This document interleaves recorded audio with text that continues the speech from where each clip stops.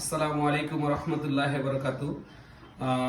আমার এখন দেখতে পাচ্ছেন আপনারা বানসারামপুর ছাত্রছাত্রী মন্ত্রীর পক্ষ থেকে অর্থাৎ ইফতার পার্টির আয়োজন হবে।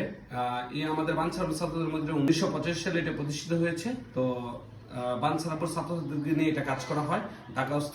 এবং এটা কেন কাজ করা হয় আমি যদি বলি আপনাদেরকে, সেটা হচ্ছে ঢাকা যদি কোনো স্টুডেন্ট ভার্সিটি এডমিশন দিতে যায় তাহলে তাদেরকে সার্বিক সহযোগিতা করে এবং তাদেরকে হোস্টেল খুঁজে দেওয়া হয়, বিভিন্ন রুম খুঁজে দেওয়া হয়, এটা কাজ। এবং এই রমজান উপলক্ষে প্রতি বছর এটা এক ইফতার পার্টি আয়োজন করা হয়।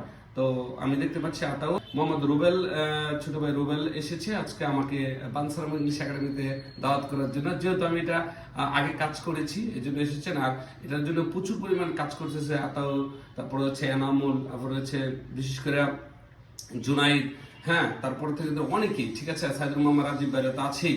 হ্যাঁ, সবকিছু মিলে আসলে বানসারামপুর এই একটা সংগঠন, খুবই ভালো একটা সংগঠন। এবং এটা আমরা কত তারিখ হচ্ছে একটু জোরে বলতে হবে?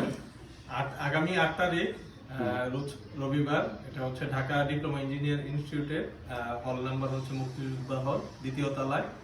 আমাদের ছাত্রছাত্রী মন্ত্রীর তরফ থেকে এই ইফতার এবং দোয়া মাহফিলের আয়োজন করা হয়েছে।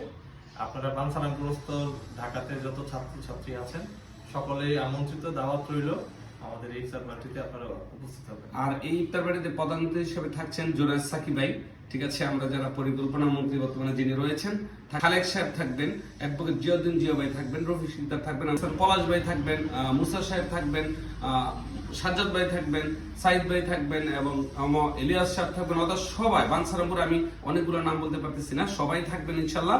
আপনারা অবশ্যই প্রোগ্রামে থাকবেন, ঠিক আছে, এবং প্রোগ্রামে অবশ্যই প্রোগ্রামটাকে সাফল্যমণ্ডিত করে তুলবেন। সবাইকে দাওয়াত করা হলো বানসারামপুর ছাত্রমন্ত্রীর পক্ষ থেকে। সবাইকে ধন্যবাদ। ইনশাল্লাহ আগামী 18 রমজান অর্থাৎ মার্চের 8 তারিখ। ওকে, ধন্যবাদ সবাইকে। আসসালামু আলাইকুম রহমতুল্লাহ।